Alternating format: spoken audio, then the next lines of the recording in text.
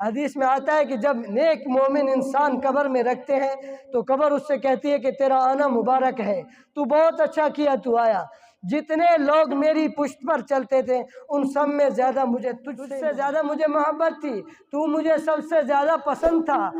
تو مجھے سب سے زیادہ محبوب تھا۔ آج جب تو میرے پاس آیا ہے تو میرے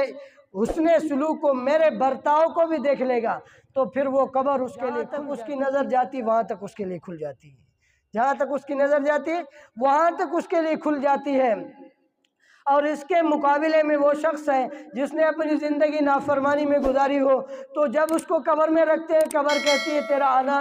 نامبارک ہے، تیرا آنا نامبارک ہے،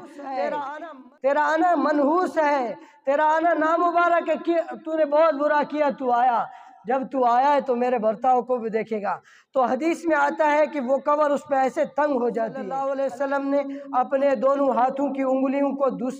ایک ہاتھ کی انگلیوں کو دوسرے ہاتھ کی انگلی میں ایسے ڈال کے اس حدیث مبارک کو بیان کیا، ایسے اس کے ایک طرف کے پسلیاں ایک دوسرے میں ایسے گھس جاتی ہیں، ایسے گھس جاتی ہیں، ایسے اس کو تنگ ہو جاتی ہے قبر۔ تو میرے بھائیو، دوستو، بزرگوں، اس منزل کے آنے سے پہلے پہلے اس کی تیاری کریں، اس منزل کے آنے سے پہلے پہلے اس کی تیاری کریں، اپنے اللہ کے محبوب حضور صلی اللہ علیہ وسلم کی زندگی کے مطابق زندگی کو گزاریں، تو اس دنیا میں بھی کامیابی ہے اور آخرت میں بھی کامیابی ہے، قبر میں کامیابی ہے، قیامت کے دن کامیابی ہے۔